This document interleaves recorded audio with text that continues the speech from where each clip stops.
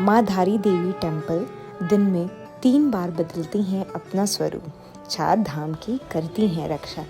तो आइए इस पूरे व्लॉग में हम आपको दिखाते हैं कि कैसे धारी देवी मंदिर तक आप पहुंच सकते हैं, धारी देवी माँ के दर्शन कर सकते हैं, साथ ही साथ यहाँ का नज़ारा कैसा है।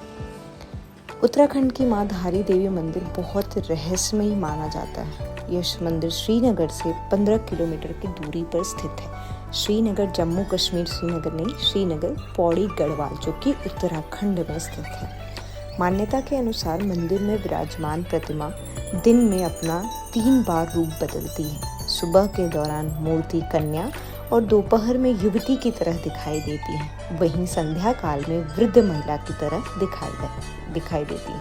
अगर आप श्रीनगर से कोई भी बस या टेकर लेते हैं तो वो आपको हार्डली 15 मिनट के अंदर धारी देवी मंदिर के मेन गेट पे आपको छोड़ देती है, ठीक है, क्योंकि ऑलमोस्ट 30 रुपीज़ का किराया लेती है, तो 40 रुपीज़ मैक्सिमम, इससे ज़्यादा नहीं लेती है। उसके बाद जैसे ही आप एंटर करते हो मंदिर में तो स्टार्टिंग में एक बड़ा सा घंटा है, उसके बाद फिर जैसे कि मैंने आपको वीडियो में ही दिखाया, फिर जैसे ही आप लगभग कुछ दूर तक सीढ़ी तो नहीं है, ढलान जैसा है, फिर सीढ़ियाँ स्टार्ट होती हैं।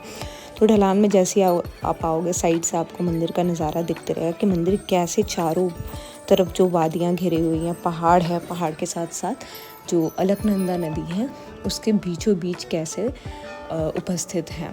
इसके साथ ही आप जैसे ही मैं एंटर हुई थी मंदिर में तो बहुत लंबी लाइन लगी हुई थी, क्योंकि अभी यात्रा का समय चल रहा है। यात्रा का समय वही मई से स्टार्ट होकर के ऑलमोस्ट दिवाली तक यात्रा का समय स्टार्ट रहता है, और इस 6 महीने में लगातार भीड़ रहती है, क्योंकि ऐसा कहा जाता है कि 4 धाम की यात्रा करने के लिए जो भी यात्री निकलते हैं वो सबसे पहले धारी देवी माता का दर्शन करते हैं, क्योंकि ये एक ऐसा रहस्यमय मंदिर है जो चारों धामों की कह सकते हैं प्रोटेक्टर भी कहा जाता है, जो रक्षा करती है चारों धामों की।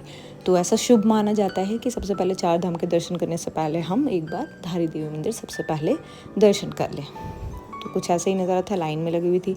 लाइन में लगने के बाद अंदर फ़ोन वीडियो अलाउ नहीं होता है, फिर भी मैंने बहुत पहले ही नवरात्रि के टाइम छोटा सा वीडियो क्लिप रिकॉर्ड किया था, क्योंकि मेरा हॉस्टल और कॉलेज बहुत पास में है, लाइक श्रीनगर में, तो मैं आते जाते रहती हूँ, लाइक हर मंथ में तो ज़रूर आती हूँ दर्शन करने। घर जाने से पहले एक बार ज़रूर आती हूँ माता के दर्शन करने। और आज ही शाम में मेरी ट्रेन थी और आज मैं सुबह सुबह भागे गई। मैंने अपने फ्रेंड से भी बोला था, स्कूटी से भी हम जाते हैं, बट शायद मेरे फ्रेंड्स को कुछ काम था तो वो नहीं आ पाई, तो फिर मैं सोची चलो बस से ही चलते। फिर बस से गई, मैंने अकेले ही पूरी व्लॉग को शूट किया। ये मंदिर का बाहर का व्यू है, आप देख सकते हैं। लंबी लाइन लगी थी, इस लाइन से लग के मैंने अंदर दर्शन किया था। तो जब आप एग्ज़िट से निकलते हो तो ये नज़ारा बाहर से मंदिर का दिखता है। और एक और मान्यता या फिर वहाँ के पंडित ऐसा कहते हैं कि जो माता की मूर्ति जहाँ पे है उस स्थान पर ऐसा ओपन छोड़ा गया, खुला छोड़ा गया। तो मतलब ऐसा था कि पहले भी माता की मूर्ति के ऊपर, माता जी की मूर्ति के ऊपर ऐसा कुछ ढका हुआ नहीं था। तो जब मंदिर को ऊपर उठाया गया था आपदा के बाद, तब से लेकर के अभी तक वैसे ही है मंदिर, और वैसे ही निर्माण किया गया मंदिर का। तो काफ़ी सुंदर और काफ़ी रहस्यमयी बात है। और जैसा कि मैंने बताया, 3 जो हमारा सुबह दोपहर शाम तीनों टाइम माँ अपना रूप बदलती हैं, ऐसा मान्यता में कहा गया। और ऐसा अगर आप वहाँ पे रहोगे और मंदिर हर वीक में या हर दिन जाओगे तो आपको एक थोड़ा सा चेंज ज़रूर दिखेगा प्रतिमा के ऊपर, अगर आप ध्यान से प्रतिमा को देखते हो। तो जो मैंने महसूस किया, क्योंकि मैं वहाँ रह रही हूँ, 1 साल पहले मैं बहुत दूर से सिर्फ वीडियोज़ में देखती थी, तो मैंने ठान लिया था कि मैं जब भी जाऊँगी एक प्रॉपर ब्लॉग तो ज़रूर बनाऊँगी वहाँ का। और ये कुछ साइड से नज़ारा है, एक साइड से पुल जैसा बना हुआ है, जैसा आप ऋषिकेश में देखते हैं राम झूला लक्ष्मण झूला, तो वो पुल जैसा ही रहता है। तो ऐसे ही यहाँ पे एक जगह से दूसरी जगह ट्रैवल करने के लिए पुल ही बना रहता है, क्योंकि बीच में आप देख सकते हो पानी का, और उस साइड गांव भी बसा हुआ है।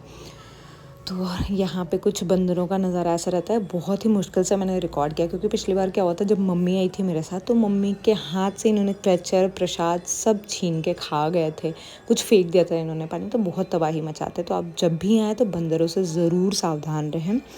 ये नीचे से अभी क्योंकि पानी का स्तर घटा हुआ है, क्योंकि अभी गर्मी पड़ रही है यहाँ पे, पर जैसे ही जुलाई एंटर होता है, जुलाई एंड और अगस्त की स्टार्ट होती है, इतनी बारिश होती है कि ये पूरा जो आप बालू रेत जैसा दिख रहा है ना, ये पूरा भर जाता है बारिश के पानी की वजह से। और ये सुंदर सा नज़ारा जस्ट नीचे से उतर के हमने साइड से लिया था। मैं थोड़ा अलकनंदा नदी में गई, प्रणाम किया, उसके बाद ये साइड से नज़ारा था। धीरे धीरे भीड़ बढ़ी थी। जब मैं आई थी तो भीड़ थी, ऐसा नहीं था कि नहीं थी, कम भीड़ थी, बट अब जैसे जैसे 8-9 बज रहे थे भीड़ बढ़ती जा रही थी। आप जैसे जो भी मंदिर के पास आते हो पुल के पास ज़रूर जाते हैं। ये थोड़ा सा मैंने अपने आप को रिकॉर्ड भी किया है रास्ता चलते चलते। फिर मैं वापस जा रही थी। अब देख सकते हैं जब मैं वापस जा रही हूँ तो भीड़ आ रही है। मैक्सिमम स्टूडेंट्स का भीड़ बहुत रहता है और अब यात्रा का समय है तो चारों चार धाम की यात्रा करने के लिए जितने भी यात्री आते हैं वो सबसे पहले दर्शन करने यहाँ ज़रूर आते हैं। चाहे आप नॉर्थ साइड की बात करें, साउथ साइड की बात करें, नॉर्थ ईस्ट साइड की बात करें, या राजस्थान, वेस्ट बंगाल, गुजरात, केरला, झारखंड, बिहार, उत्तर प्रदेश, ये सारे राज्य से लगभग हज़ारों करोड़ों श्रद्धालु आते हैं और यहाँ सबसे पहले दर्शन करते हैं माँ धारी देवी जी का। ये बाहर एग्ज़िट का नज़ारा है। एक ही एंट्रेंस और एग्ज़िट है। बहुत ही सुंदर घंटा है यहाँ पे। जैसे आप एग्ज़िट होते हैं उसके बाद फिर ये मेन रोड आ गया। फिर मैंने यहाँ से बस पकड़ा, उसके बाद फिर मैं निकल गई अपने हॉस्टल और पीजी के लिए। तो कुछ यही था, पूरे धारी देवी मंदिर का नज़ारा मैंने आपको दिखाया। यहाँ के जो प्रमुख जानकारियाँ थी मैंने कोशिश की आपको इस ब्लॉग के ज़रिए बताऊँ। और ये रास्ते में ही मुझे कुछ दान देना था तो मैं आम लेके आई थी, वही दान दिया। तो मिलते हैं नेक्स्ट ब्लॉग में। धन्यवाद।